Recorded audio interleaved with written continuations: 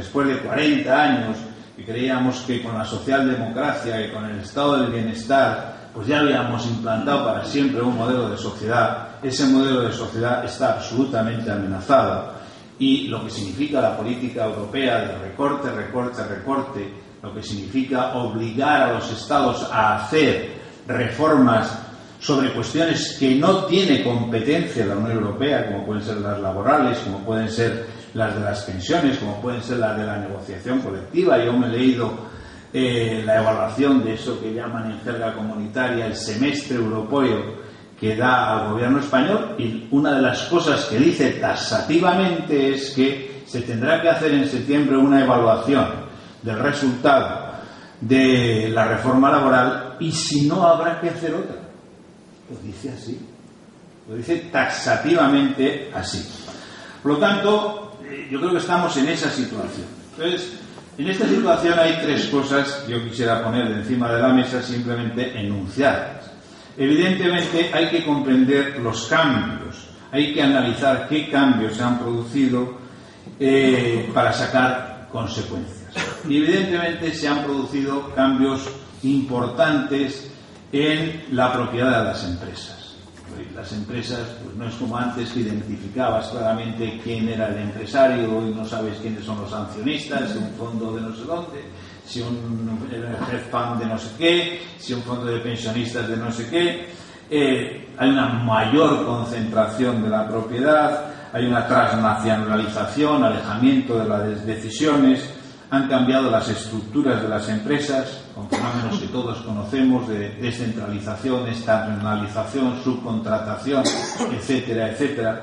Ha cambiado la organización del trabajo con todo tipo de flexibilidades, flexibilidades de los contratos, flexibilidad del tiempo de trabajo, flexibilidad de la ubicación de los trabajadores, flexibilidad de los vínculos de subordinación, flexibilidad de la polivilencia funcional. Y han cambiado evidentemente las relaciones laborales, con la precariedad, con la temporalidad, con un mercado de trabajo que es uno fijo, otro temporal, otro que le llaman rosa porque es al de a tiempo parcial y está constituido por mayores, otro porque es el negro. Es decir, la clase trabajadora se ha subdividido de una manera muy grande y es muy difícil, mucho más complicado con todo esto que está pasando, diríamos, aglutinar movilizaciones, aglutinar representaciones colectivas, como nos daban nuestras épocas, de los que estáis aquí en esta sala, de lo que era mi época, que seguías el convenio de Altos Hornos, seguías el convenio de Endesa y seguías el convenio de UNOSA, y eso era lo que marcaba en definitiva el movimiento sindical. Hoy eso ha cambiado radicalmente. Hoy las agrupaciones de trabajadores más grandes son los ayuntamientos. Hoy ha cambiado totalmente esa situación de lo que es la empresa, de la identificación de quién es el empresario, quién es el que tiene el dinero del empresario, dónde están los trabajadores, porque a su vez dentro de cada empresa están subdivididos por distintos departamentos que compiten entre sí, etcétera, etcétera. Es decir, la representación de los trabajadores, la unidad de los trabajadores, la movilidad de los trabajadores ha cambiado. Las condiciones para hacerlo. Han cambiado también el sentido colectivo. Hoy, antes nosotros somos hijos de la industria, los sindicatos somos hijos, como ya dijo antes, éramos masculinos e industriales. Y ahora ya somos cada vez menos industriales, los trabajadores son cada vez menos industriales y hay no solo masculinos, afortunadamente hay cada vez más mujeres en el mercado de trabajo. Entonces es una realidad radicalmente diferente. Es una realidad al que los trabajadores en el servicio, en los servicios, en muchos tipos de actividades le piden todo a él, individualmente a él. No como formando parte de una cadena, de un colectivo, de algo que forma parte con otros trabajadores. Eso ha cambiado. Las reivindicaciones se han individualizado mucho más. No las necesidades de protección que siguen siendo absolutamente vigentes, pero probablemente las respuestas a esas necesidades de solidaridad tendrán que empezar a ser diferentes, tendrán que ser a lo mejor teniendo en cuenta más la individualidad y algo menos lo que pueden ser los sectores o las colectividades. El contexto ha cambiado, hay la globalización, hay el papel del sector público, hay las nuevas tecnologías que están cambiando radicalmente las cosas. Y evidentemente han cambiado los valores. Hoy el trabajo no tiene ningún valor. El valor del trabajo ha perdido enteros absolutamente. La dignidad del trabajo hoy está, diríamos, por los suelos. Hoy, en nombre del empleo, se puede hacer cualquier cosa con el trabajo. Dobles escalas salariales, no sé qué, lo otro, que a veces y muchas veces firmamos los propios sindicatos, etcétera, etcétera, rompiendo principios esenciales de lo que era el sindicalismo, que a igual empleo, a igual trabajo, igual salario, etcétera, etcétera.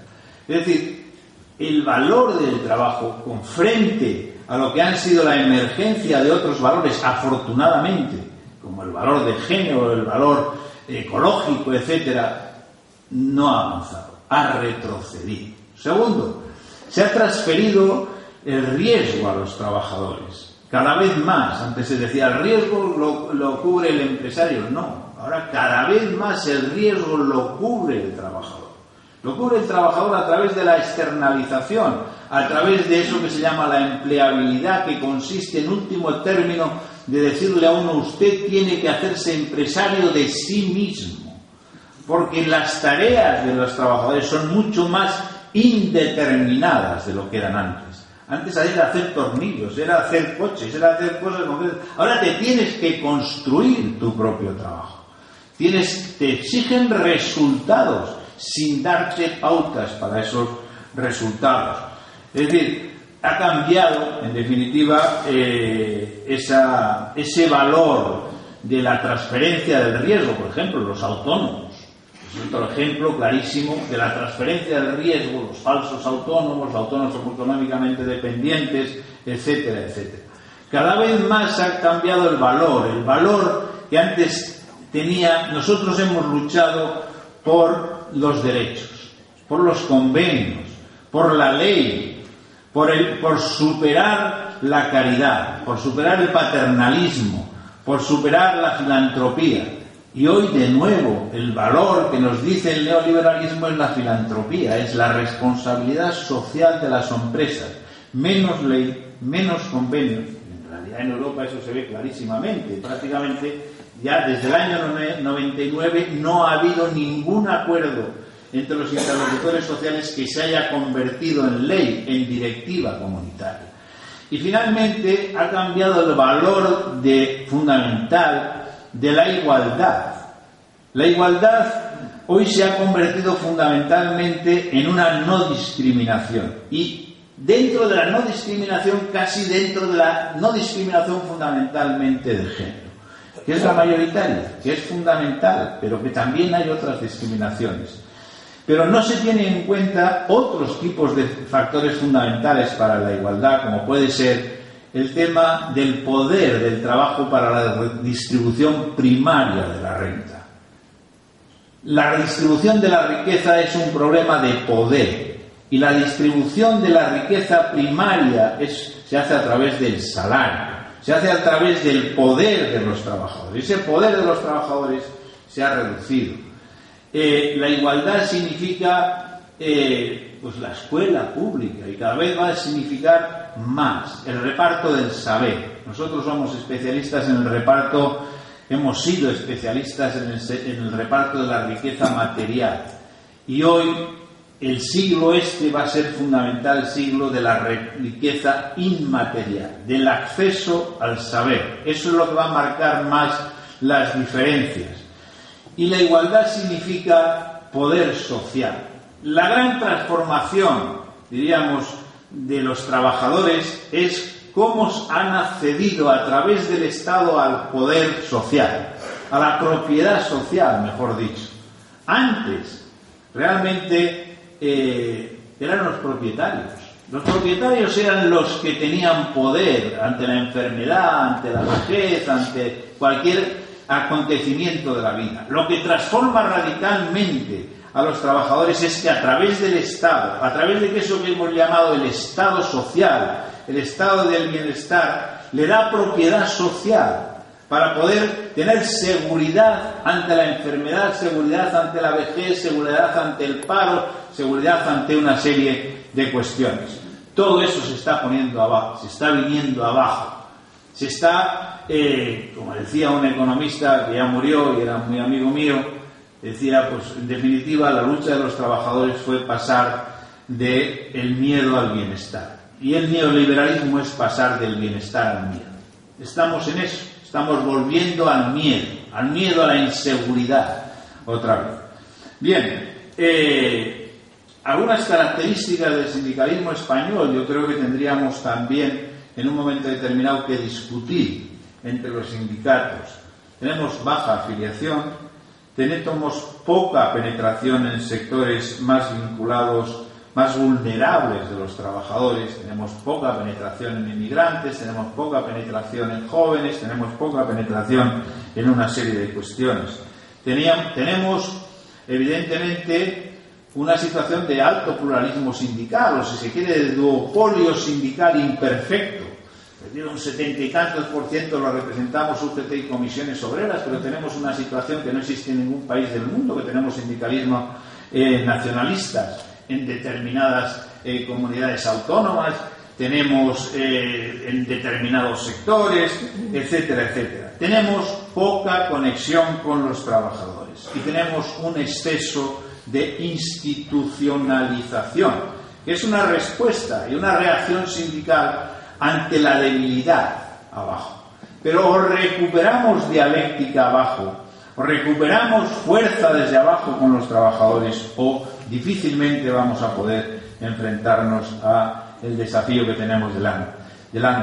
Hemos perdido, a mi modo de ver, posiciones en cuanto al papel de crítica social, y más que podemos perder con todos estos movimientos como los que están surgiendo espontáneamente, que tienen sus cosas muy buenas y algunas otras cosas que a lo mejor no nos gustan tanto, etcétera, etcétera. Tenemos poca capacidad de proposición, no tenemos instrumentos para hacer capacidad de proposición y una serie de cuestiones más. Tercera cuestión, y con esto termino. Tenemos que dar respuestas, tenemos que ser capaces de saber cómo establecemos esa amenaza creíble. Históricamente los trabajadores han tenido esa amenaza creíble porque lo daba la propia estructura de los trabajadores. En el siglo XIX, cuando existían los sindicatos de oficio, el poder de los trabajadores es que tenían el saber hacer profesional. Y a esos trabajadores algunos les llamaban los sublimes. Y les llamaban los sublimes porque los domingos se emborrachaban y los lunes no iban a trabajar. Y no les podían despedir, porque tenían el saber hacer profesional. Ese era su fuerza. Esa era la fuerza de una parte de los trabajadores. Había otra parte de los trabajadores que realmente estaban hechos una porquería. Después, ¿cuál fue la fuerza de los trabajadores? La fuerza de los trabajadores fue el número. Realmente los empresarios, cuando la nueva industrialización, necesitaban fidelizar a los trabajadores. Quienes inventaron esto de la no flexibilidad, la fijeza en el puesto de trabajo, las primas de antigüedad, no fuimos los sindicatos, fueron los empresarios. Necesitaban gente, etc. Y ahí estaba nuestra fuerza. Y hoy, en una situación donde hay un capitalismo financiero que domina, donde los accionistas quieren tener rentabilidades cesantes del 15 o el 20%, etcétera, etcétera, no sabemos muy bien por dónde meterles mano. No sabemos muy bien dónde está nuestra fuerza.